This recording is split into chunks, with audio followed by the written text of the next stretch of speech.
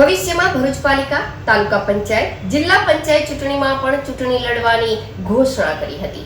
આમ આદમી પાર્ટી દ્વારા વિસાવદર બેઠક પરથી જીતેલા ગોપાલ ઇટાલિયાની જીતની ઉજવણી પ્રસંગે જાહેરાત કરાઈ છે.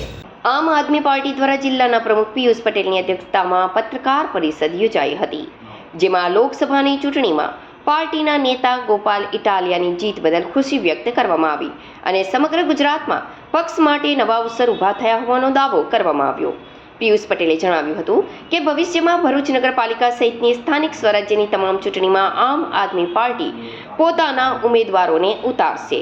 તેમણે વધુમાં ઉમેર્યું કે તાજેતરમાં થયેલી ગ્રામ પંચાયતની ચૂંટણીમાં પણ પાર્ટીના કાર્યકરોની જીતે સાબિત કરે છે કે હવે રાજ્યની જનતા ત્રીજા વિકલ્પ તરીકે પસંદ કરી રહી છે. આજની આ પ્રેસ કોન્ફરન્સમાં તમામ મીડિયા મિત્રોનો હું આભાર માનું છું કે આજે ગુજરાતની જનતાની જે વાંચા છે એ આ મીડિયાના માધ્યમથી લોકો સુધી પહોંચી રહી છે. ત્યારે આપણે સૌએ તાજેતરમાં જોયું કે ગુજરાતની જે વિસાવદર વિધાનસભાની અંદર આમ આદમી પાર્ટીની જંગી બહુમતીથી જ્યારે જીત થઈ છે અને જે ભાજપને જાકારો આપ્યો છે ત્યાંની જનતાએ, ત્યારે ગુજરાતની જનતાને પણ આ ગોપાલભાઈ ઇટાલિયાની જીતથી, આમ આદમી પાર્ટીની જીતથી એક ગુજરાતના યુવાધનની અંદર એક નવો જોશ અને ઉમંગ છે કે આગામી દિવસોની અંદર જો જનતા ધારે તો ગમે તેટલી પૈસાની તાકાત હોય, દારૂની તાકાત હોય, ગુંડા તત્વોની તાકાત હોય તો એને પણ હરાવી શકે છે.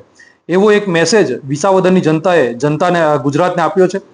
આપણે સૌએ જોયું કે ગુજરાતની અંદર 3500થી વધારે ગ્રામ પંચાયતોમાં જ્યારે ઇલેક્શનો, ત્યારે તાજેતરમાં જ પેટા ચૂંટણી ગઈ અને પેટા ચૂંટણીની અંદર ઘણી બધી એવી જગ્યાઓ છે, ઘણા બધા એવા ગામડાઓ છે જ્યાં આગળ ભાજપની આખી લીડો, આખી પેનલો ત્યાં આગળ હાર ભારી ગઈ છે અને એક નવા યુવાધનને આજે એક મોકો મળ્યો છે સરપંચ બનવાનો.